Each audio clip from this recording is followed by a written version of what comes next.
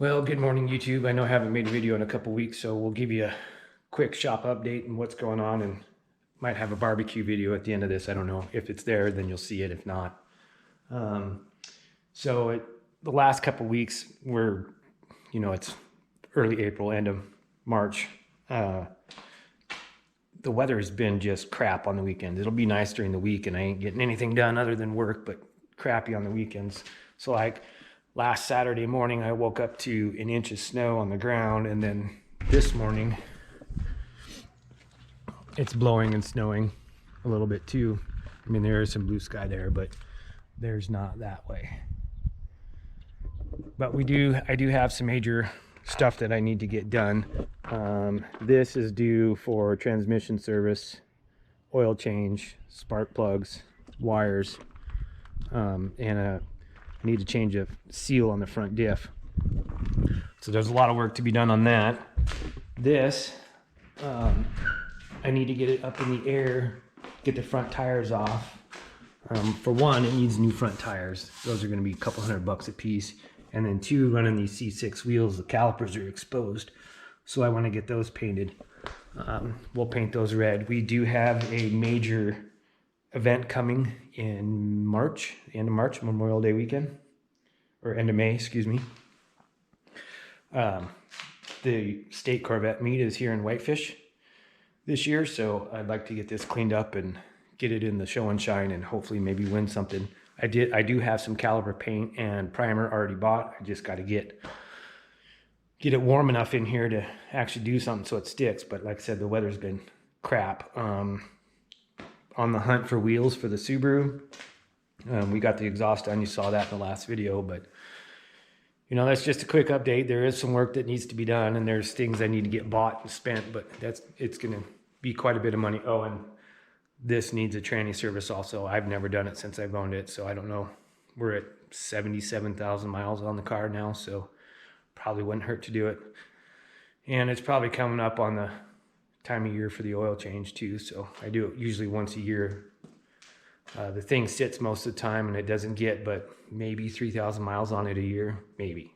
And then with the way gas prices are, it actually gets over 20 miles to the gallon, unlike my truck that gets 6 or 8.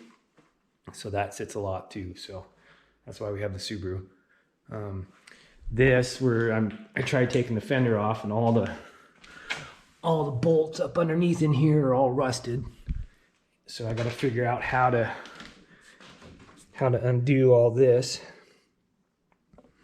or I leave it on there and we're trying to get this fender painted and cleaned up.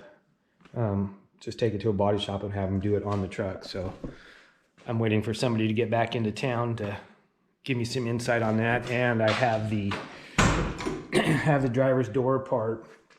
You can see the original color of the truck, but the glass has fallen out of the channel and it was having a hard time rolling up. The window felt is bad on the inside, and it had all balled up right here, and you couldn't get the window rolled up. So I just need to go get some, like maybe some windshield glue or something to glue that in place so it'll quit moving around. Other than that, that's little stuff here and there. And we did have the truck out and running last week and got it started. So I will keep you guys informed. We will continue to work on what we can work on, and we'll get it recorded. So hopefully there's a barbecue video at the end of this, and thanks for watching, and we'll see you next time. Good morning, YouTube. Welcome back to the channel, and welcome to a beautiful spring day in Montana. It's about 9:30, 10 o'clock in the morning, and today we've got something different for you. We're going to be cooking on the Louisiana pellet grill. I've got an 8-pound bone-in pork shoulder going. I started it at about 7:30 this morning. Hopefully to be making some pulled pork that we can eat on throughout the week. Currently have it going on apple pellets. My temperature gauge.